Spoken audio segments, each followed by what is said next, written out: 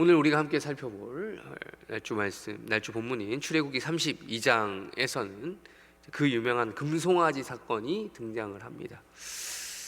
원래는 이 금송아지 사건이 나와서는 안 됐죠. 이 사건이 등장하면 안 되고, 우리 어제 본문인 31장 본문에 보시면 하나님께서 이 앞에서 계속해서 이제 명령하셨던 부분이 이제 성막을 만들라, 성막 안에 이제 들어갈 기구들을 또 만들라 등등의 이야기를 하셨습니다. 그러니까 이제 모세가 지금 이 이야기를 시내산에서 받은 이야기잖아요. 받은 이 이야기를 이제 돌판에 쓴 십계명을 비롯하여 이런 명령들을 받아서 가지고 이제 내려와서 그대로 하기만 하면 되는 겁니다. 이제 그것만 남은 거예요. 그것만 남았는데 이제 이걸 가지고 내려와서 이제 이거 하기도 전에 그 새를 못 참고 이 백성들이 어떤 행동을 했느냐라는 것이, 그게 바로 금송아지 사건이었다는 거. 이제 내려오면 이제 우리 출애굽기 40장 이제 맨 마지막 장이 40장인데 40장에 보시면 이제 눈으로 이제 꼭 찾을 필요는 없지만 어쨌든 보시면 성막을 봉헌하는 장면이 나옵니다. 그러니까 바로 사실 여기로 넘어갔어야 됐어요. 제작을 한 다음에 봉헌식을 거행을 했었어야 되는 것인데 이제 봉헌식을 앞두고 이런 비극적인 일이 생겼다라는 것입니다. 그래서 백성이 이 모세가 이 시내산에서 내려옴이 더뎠다라는 이제 것을 이제 보자, 그것을 느끼자 이 아론에게, 이 모세의 형인 이 아론에게, 이때는 이제 아론이 아직 제사장 위임을 받기 전이죠. 물론 하나님께서 제사장 위임식과 제사장을 이제 아론과 그의 아들들을 세우라고 하는 말씀을 이미 주시긴 했지만, 시내산에서 시점상 주시긴 했지만 아직 아론이 제사장이 된 건 아닙니다. 근데 이제 앞으로 이 아론이 어떤 일을 해야 될 사람입니까? 말 그대로 이스라엘의 대표자로서 하나님 앞에 나아가야 되는 이런 중보자적 역할을 감당해야 될 사람이 앞장서서 지금 뭘 하고 있는 겁니까? 금송아지를 만들어내라고 하는 이 백성들의 요구에 어쩔 수 없이 넘어가는 이러한 안타까운 일들을 보여주고 있다는 거예요. 백성들이 아론에게 말했던 내용이 무엇입니까? 32장 1절에서 일어나라, 우리를 위하여 우리를 인도할 신을 만들어내라 라는 거예요. 우리를 위하여. 그러니까 신이라고 하는, 여기서 보면 종교의 특징이 가장 잘 나오죠. 우리가 믿는 이 여호와 종교, 그러니까 이 하나님을 믿는 여호와 하나님을, 삼위일체 하나님을 신앙하는 우리의 종교와 기독교라고 하는 우리의 종교와 세상 여타 다른 종교의 특징이 여기 잘 드러나고 있습니다. 그 차이점이 무엇입니까? 우리 기독교를 제외한 모든 세상 종교는 우리를 위한, 인간을 위한 종교예요. 인간을 위하여 인간을 인도해 줄 만한 그런 신을 만들어내는 것이 바로 일반 종교의 특징이지 않습니까? 우리는 반대죠. 우리가 믿는 이 기독교는 정반대입니다. 우리를 위한 신이 아니라 거꾸로 된 거죠. 우리가 신을 위하여 있는 종교입니다. 하나님을 위하여, 바꿔 말하면 우리가 흔히 말하는 대로 하나님의 영광을 위하여 우리가 존재한다라고 웨스트민스터 신앙고백서에서 소요리 문답에서 이야기하고 있는 것처럼 이런 종교인데, 이제 이 백성들은 바로 그 여호와 하나님, 삼위일체 하나님을 찾는 것이 아니라 바로 모든 세상 사람들이 찾는 그 종교의 특징을 구하고 있다라는 것을 우리가 확인할 수 있는 거죠. 우리를 인도해야 할 신을 만들어내라는 것입니다. 그래서 우리를 위하여. 그래서 이제 이 아론에게 이러한 요청을, 이제 이 봉헌식을 앞두고 이런 비극적인 요청을 했고, 그래서 결국 4절 우리 한번 읽어보겠습니다. 4절 읽겠습니다. 시작. 아론이 그들의 손에서 금고리를 받아 부어서 조각칼로 새겨 송아지 형상을 만드니 그들이 말하되 이스라엘이 이는 너희를 애굽 땅에서 인도하여 낸 너희의 신이로다 하는지라. 분명히 하나님께서 기적을 베푸셨고, 기적을 통해서 10가지 재앙이라고 하는 그런 것들을 통해서 애굽 땅에서 인도하여 낸 분이 하나님이라는 것을 알고 있었습니다만 이런 가증한 행동을 했던 것입니다. 애굽 땅에서 인도하여 낸 너희의 신이 그 여호와 하나님, 눈에 보이지 않는 그 하나님이 아니라 눈에 보이는 그들이 가지고 있는 소유물, 금고리 이런 등등 금이 아무리 귀하다 한들 금으로 만든 그 신이겠습니까? 인간의 손으로 만든 송아지 형상의, 금송아지 형상의 이런 것들을 만들어서 그들을 인도해낸 신이다라고 스스로 이렇게 마음의 안위를 찾았던 것이죠. 이것을 보았던 하나님께서 가만히 있으셨겠습니까? 어떻게 반응하셨겠습니까? 내려오기도 전에 하나님께서 이미 모세에게 말씀하십니다. 우리 7절과 8절도 읽겠습니다. 다 같이 7절과 8절 읽겠습니다. 시작. 여호와께서 모세에게 이르시되 너는 내려가라. 내가 애굽 땅에서 인도하여 낸 내 백성이 부패하였도다. 그들이 내가 그들에게 명령한 길을 속히 떠나 자기를 위하여 송아지를 구워 만들고 그것을 예배하며 그것에게 제물을 드리며 말하기를 이스라엘아 이는 너희를 애굽 땅에서 인도하여 낸 너희 신이라 하였도다. 아멘. 하나님께서 이 모세에게 하십니다. 내려가라. 시내산에서 빨리 내려가 보라는 겁니다. 애굽 땅에서 인도하여 낸 하나님께서 모세를 통해서 인도하여 낸 그 백성이 부패하였다. 벌써 썩어버렸다. 정말 금방 상해버리는 음식이 있잖아요. 음식도 오래가는 음식이 있고 금방 상해버리는 음식이 있는데 금방 상해버렸다는 거예요. 얼마 됐다고 상했냐는 거죠.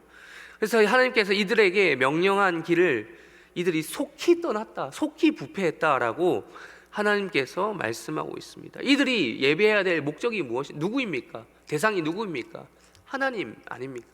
하나님인데, 그래서 그 하나님을 예배하라고 앞에 시내산에서 모세를 불러가지고 예배하는 구체적인 방법, 즉 제사하는 방법, 제사장을 어떻게 세우고 제사장을 위해 위임식을 하고 성막을 이렇게 만들고 성막 안에 이제 채워넣을 기구들을 이렇게 만들고 등등의 여러 가지를 가르쳐 주셨는데 벌써부터 그것을 하기도 전에 하나님을 버리고 이런 것들을 금송아지를 만들어서 예배하고 있다라는 말씀을 하셨던 것입니다. 이런 것들을 통해서 하나님께서는 모세에게 다시 한번 모세에게 내려가게 하셔서 여차저차 또 일을 진행하게 하십니다. 우리가 다 읽지는 못하겠습니다만 다들 아시다시피 모세가 내려가서 이스라엘 백성들에게 진노를 표출합니다. 돌판을 던져버리죠. 돌판을 던져버려서 깨트려버리죠. 하나님께 받은 그 돌판 왜 깨트려 버렸겠습니까? 하나님이 주신 물건인데 얼마나 귀한 건데 그걸 깨트려 버렸겠습니까? 애지중지해야 되는 거 아닙니까? 그게 아니라 이미 이제는 하나님께서 주신 이 돌판이 쓸모짝이 없게 됐다는 거예요. 이들이 이 십계명이라고 하는 이 법이 왜 필요합니까? 나라가 존재하니까 이것도 필요한 것인데 이제는 이들이 이런 나라로서 존재 의의를 잃어버린 거예요. 그러니까 던져서 깨트려 버린 겁니다. 그런 다음에 이제 이 송아지를 또 불살라버리고 부수고 가루를 만들어 버렸다라는 것을 또 확인할 수 있습니다. 근데 여기서 끝이 아니었습니다. 32장에 정말 비극으로 끝나는 장면이 나옵니다. 우리 25절과 26절 우리 한번 읽어보겠습니다. 25절과 26절 다 같이 읽겠습니다. 시작. 모세가 본즉 백성이 방자하니 이는 아론이 그들을 방자하게 하여 원수에게 조롱거리가 되게 하였습니다. 이에 모세가 진 문에 서서 이르되 누구든지 여호와의 편에 있는 자는 내게로 나오라 하매 레위 자손이 다 모여 그에게로 가는지라.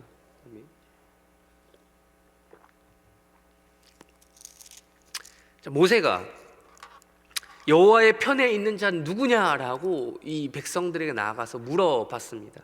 그랬더니 누가 나왔다고 합니까? 레위 자손이 나왔다.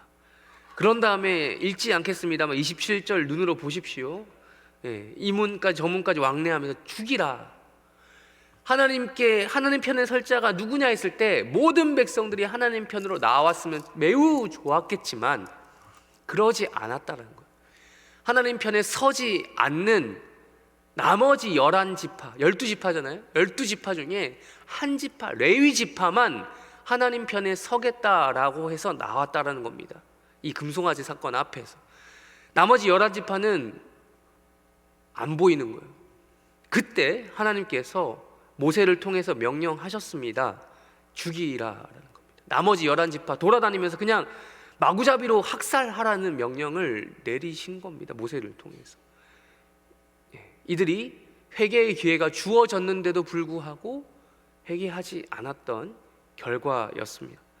28절 우리 읽겠습니다. 28절과 29절까지 읽겠습니다. 시작. 레위 자손이 모세의 말대로 행하매 이날의 백성 중에 3,000명 가량이 죽임을 당하니라.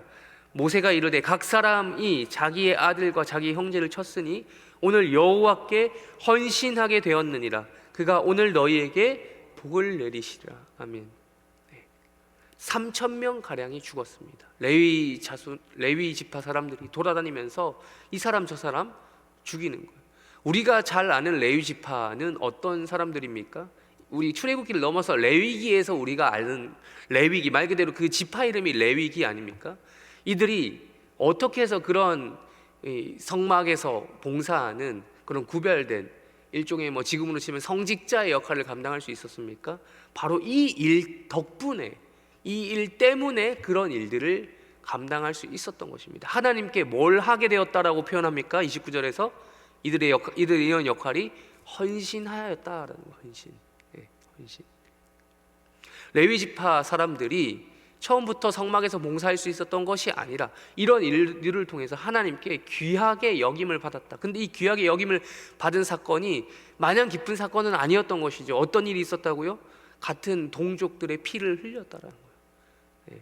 하나님께 나오지 않는 자들 향해서 이런 행동을 했던 것입니다. 근데 하나님께서는 모세에게 이렇게 말씀하게 합니다.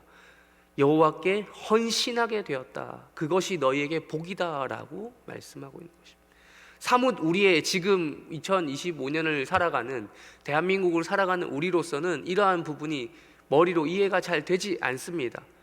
그러나 우리가 확인할 수 있는 것은 하나님께 헌신한다라는 것이 얼마나 어려운 것인가 라는 것을 우리가 알 수 있는 거예요. 때로는 누군가의 이런 피를 흘려야 되는 것인가 라는 질문을 우리가 스스로에게 던져보게 되는 거예요. 사람의 영광을 구할 것인가, 아니면 하나님의 영광을 구하는 것인가. 우리가 누구의 것, 양자택일 이 상황이 아니면 좋겠지만, 둘 다 구할 수 있으면 참 좋겠지만, 양자택일의 상황에 왔을 때 우리는 무엇을 구해야 하는가, 누구에게 헌신하여야 하는가를 우리가 이 말씀을 통해서 확인할 수 있다는 것이죠. 우리가 하나님께 헌신하였을 때 우리에게 복을 내리시는 그 하나님의 그 방식을 우리가 여기서 확인할 수 있다라는 것입니다. 우리 오늘 또 다른 날주 본문인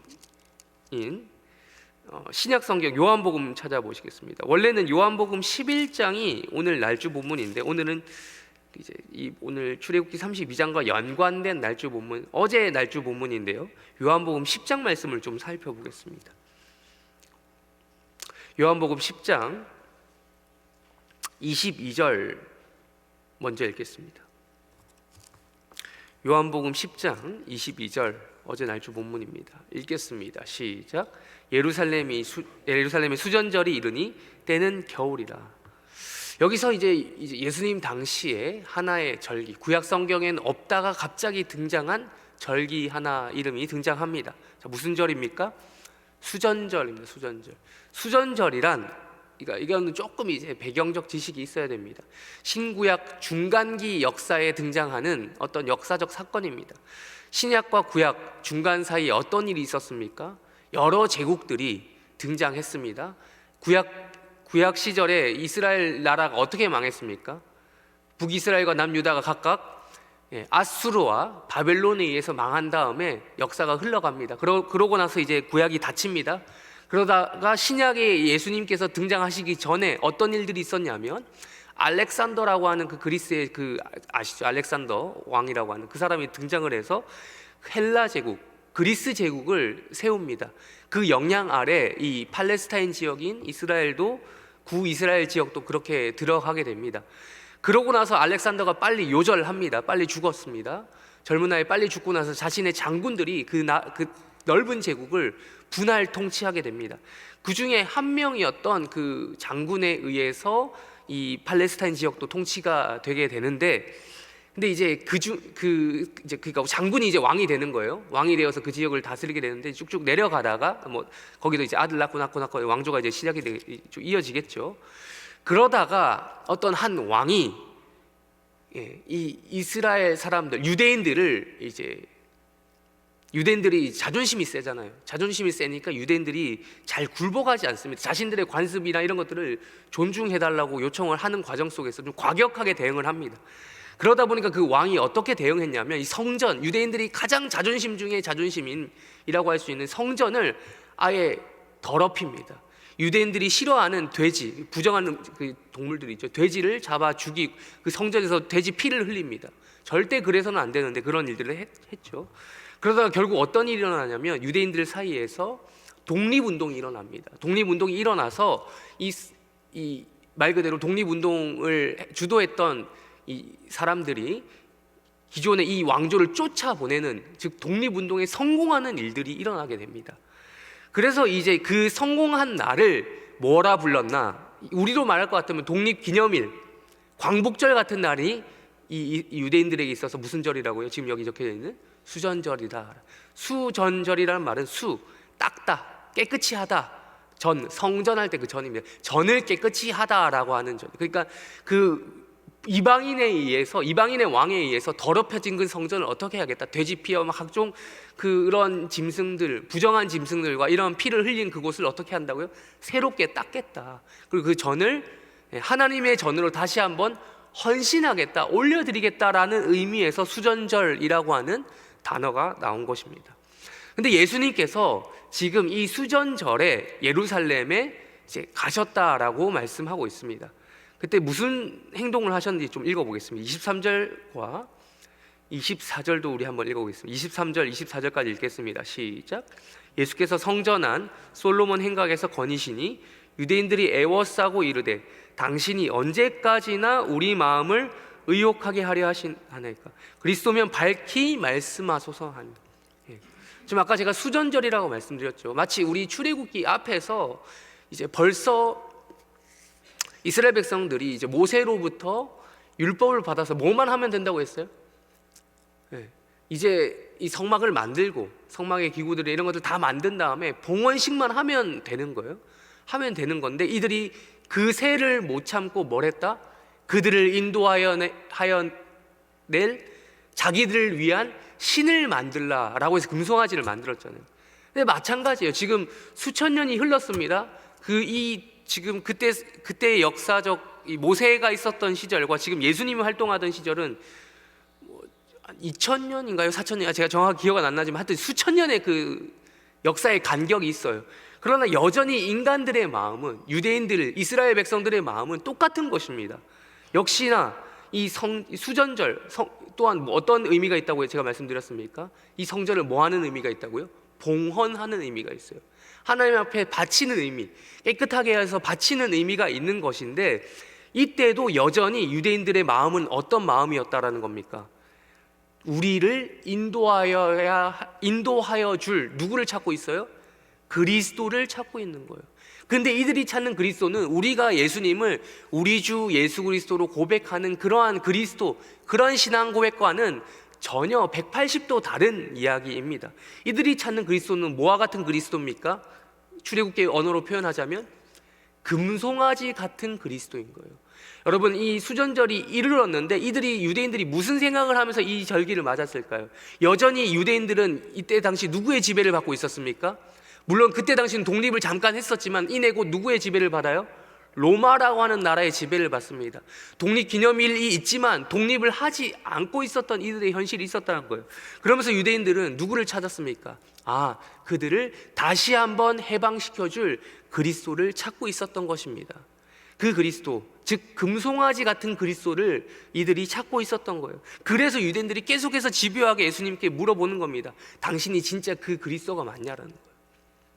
우리가 믿는 그 그리스도, 그런 개념의 그리스도가 아니라 자기들을 해방시켜줄, 독립시켜줄 그런 그리스도가 맞냐? 라는 것을 이 수전절이 이르러서 의도적으로 예수님이 또 하필 성전에서 봉헌을 해서 올려드린 그 성전에 예수님이 말씀을 전하시니 물어보는 것입니다. 근데 예수님께서 뭐라고 이야기하십니까? 우리 25절도 다 같이 함께 읽겠습니다. 25절 읽겠습니다. 시작. 예수께서 대답하시되 내가 너희에게 믿지 아니하는도다. 내가 내 아버지의 이름으로 행하는 일들이 나를 증거하는 것이고. 여러분, 지금 요한복음 10장이잖아요. 요한복음 10장이면 예수님이 이미 여러 번 자기가 누구인지 드러내셨어요. 말씀과 기적과 이런 것들로 내가 곧 하나님이요 하나님의 아들이다. 하나님의 아들인 것은 곧 하나님이다라는 그 얘기니까요. 그 이야기를 예수님께서 하셨어요. 근데 문제는 뭐였습니까? 이들이 예수를 어떻게 했다? 믿지 않았다라는 게 문제예요. 중요한 건요, 믿음이 있느냐 없느냐예요. 이들이 믿지 않았다는 거예요. 이미 지금 내가 하고 있는 일들이 나를 아버지 이름으로 내가 한 것이고 하나님의 아버지의 이름으로 한 것이고 내가 이걸 증거했는데 왜 그걸 안 믿냐? 눈으로 보고도 너희는 믿지 않기 때문에 그게 문제지, 너희들이 그리스도냐 아니냐 계속 물어본다 한들 내가 무슨 대답을 너희에게 내놓겠느냐라는 이야기를 하시는 겁니다.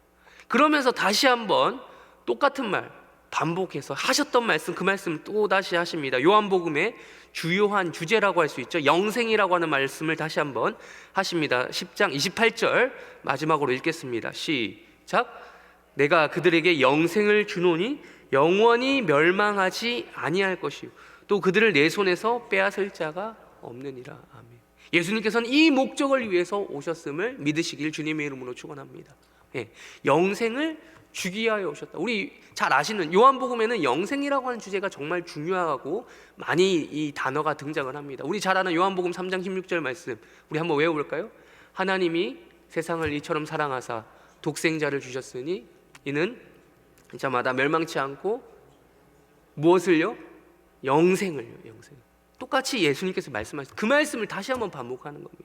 내가 그들에게 영생을 주노니. 누구의? 그들이 누굽니까? 믿는 자들요. 안 믿는 자들에게까지 영생이 주어지는 것이 아닙니다. 믿는 자들에게 영생을 주기 위해서 이 땅에 오셨다. 그 믿는 자들은 멸망하지 않을 것이다 라고 하는 그 말씀을 다시 한번 확인해서 말씀해 주고 계십니다. 오늘 우리가 이것을 가지고 기도 제목으로 삼고자 합니다. 과연 진정한 헌신이란 무엇인가, 이 말씀을 통해서 생각해 보게 됩니다.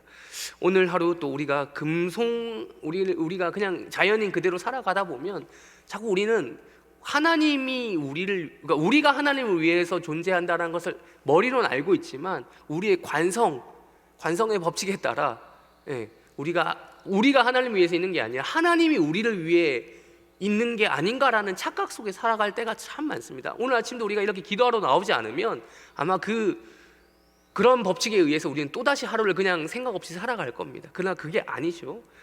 하나님이 우리를 위하여 있는 것이 아니라 우리가 하나님을 위해서 존재하는 것입니다. 그런 의미에서 우리는 금송아지를 섬기는 자들이 아닌 것입니다. 우리는 금송아지 그리스도를 찾는 자들이 아닌 것입니다. 우리가 그리스도를 위해서 있는 것입니다. 그렇기 때문에 예수님께서 우리를 위하여 또한 무엇도 주시는 것입니까? 영생을 주시는 것입니다. 그것이 오늘 진정한 헌신이다라는 것입니다. 그것을 우리가 오늘 하루 지나시면서 우리를 위하여 주님께서 이러한 부족한 우리를 위하여 또 우리를 위하여 피를 흘리셨구나, 우리를 위하여 헌신하셨구나 하는 그러한 은혜를 의지하는 복된 하루가 되시기를 주님의 이름으로 축원합니다. 그리고 마지막으로 한 가지만 더 말씀드립니다. 우리가 더럽혀진 성전 같은 우리 자신을 돌아보게 됩니다.